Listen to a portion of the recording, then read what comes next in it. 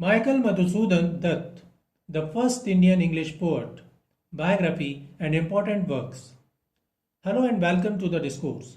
Michael Madhusudan Dutt was a pioneering Bengali poet, playwright, and literary figure often regarded as one of the greatest poets in Bengali literature. He is best known for revolutionizing Bengali poetry by introducing Western literary forms such as the sonnet and blank verse and blending them with Indian themes. Born on 25 January 1824 in Sagardari, Bengal Presidency, now in Bangladesh, he was educated at Hindu College, Kolkata, where he was influenced by Western literature and converted to Christianity in 1843, taking the name Michael. Later, he studied law in England and lived in Europe for several years. He introduced blank verse in Bengali poetry with his epic Meghnad Badh Kavya 1861, a tragic retelling of Ramayana from Ravana's perspective. He wrote the first Bengali sonnet sequence Chaturdaspadi Kavita 1866 and composed plays like Sharmistha 1859, the first original Bengali play in Western style. He is known for linguistic brilliance, blending Sanskrit, Bengali, and European influences. He is considered a bridge between Indian and Western literary traditions who inspired future Bengali writers like Rabindranath, Tagore, and Bankim Chattopadhyay. Michael Madhusudan Dutt at Hindu College. Michael Madhusudan Dutt's time at Hindu College, now Presidency University, Kolkata, was a defining period shaping his literary genius, westernized worldview, and eventual rebellion against tradition. His years there marked the beginning of his transformation from a young Bengali Brahmin to a radical thinker and poet. Hindu College was founded in 1817 by Raja Ram Mohan Roy and David Hare. Hindu College was a center of Western education and rationalist thought in colonial Bengal. The college promoted English literature, European philosophy, and scientific thought, attracting Bengal's brightest minds. Teachers like Henry Louis Vivian Desrosiers, poet and radical thinker, influenced students with free-thinking ideas, leading to the Young Bengal movement. Madhusudan joined Hindu College in 1837 at age 13, excelling in English, Greek, Latin, and Sanskrit. He became deeply influenced by Shakespeare, Milton, Byron, and Homer, Western classics, and Desrosiers' radical ideas, criticism of superstition, advocacy for social reform. Immersed in the works of Shakespeare, Milton, Byron, and Homer under the guidance of firebrand teachers like Henry Desrosiers, Madhusudan developed what he called his hyper-Pyrrhonic persona, adopting Western manners, questioning Hindu orthodoxy, and dreaming of literary fame in English. The college's intellectually charged atmosphere, particularly Desrosiers' Young Bengal movement, nurtured Madhusudan's rebellious streak, ultimately leading to his dramatic conversion to Christianity in 1843. This period of intellectual fermentation at Hindu College produced contradictory impulses in Madhusudan that would define his literary trajectory. While he initially rejected his native culture, attempting to establish himself as an English poet with works like The Captive Lady 1849, his Western education paradoxically equipped him to later revolutionize Bengali literature. The classical epic traditions he studied at Hindu College resurfaced in his Bengali masterpiece Meghnad Badh Kavya, where he employed blank verse, a form he mastered through his study of Milton. His college exposure to Greek tragedy and Shakespearean drama informed the dramatic intensity of his Bengali sonnets and plays. Thus, what began as a wholesale westernization at Hindu College ultimately transformed into a creative synthesis that reshaped Indian literature.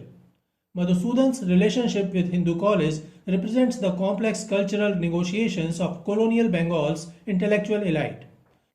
Though the institution initially alienated him from his roots, making him, in his own words, a veritable sahib in mind and manners, it ultimately provided the tools for his literary renaissance. His journey from anglicized college rebel to pioneer in modern Bengali poetry mirrors Bengal's own intellectual awakening, a painful but productive collision of Eastern and Western thought. The same college that fostered his rejection of tradition ultimately enabled his return to it on transformed terms, as he recognized when he advised aspiring writers to devote themselves to their mother tongue. Hindu College thus stands as the paradoxical birthplace of both Madhusudan's rebellion and his creative redemption. Why did Michael Madhusudan Dutt abandon English poetry. Michael Madhusudan Dutt's abandonment of English poetry marked a pivotal turning point in his literary career, reflecting both personal disillusionment and a profound cultural awakening.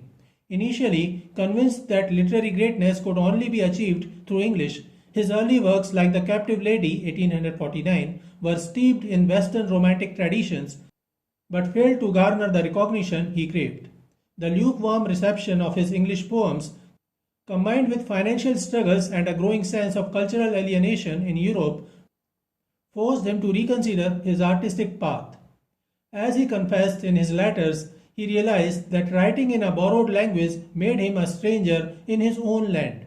Unable to truly connect with either English or Indian audiences, this crisis of identity ultimately led to his epiphany that authentic literary expression must emerge from one's cultural roots.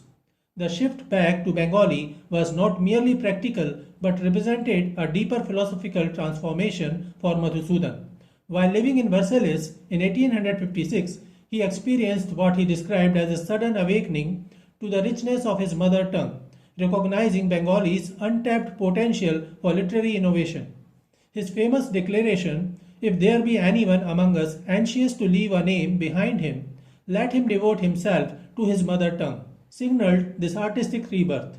Rather than rejecting his Western education, he began synthesizing it with Indian traditions, using European forms like the sonnet and blank verse to revolutionize Bengali poetry. This creative fusion produced his masterpiece Meghnad Badh Kavya (1861), which established him as a literary pioneer while finally achieving the fame that had eluded his English works. Madhusudan's journey from English to Bengali poetry encapsulates the complex cultural negotiations of colonial intellectuals.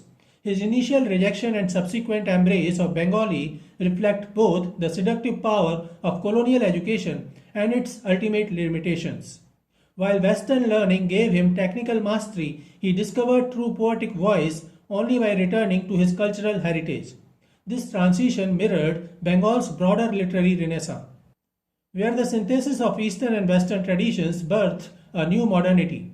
As Madhusudan himself recognized, his abandonment of English poetry was not a retreat but an advancement, a conscious choice to create rather than imitate, to innovate rather than conform, ensuring his legacy as the father of modern Bengali literature.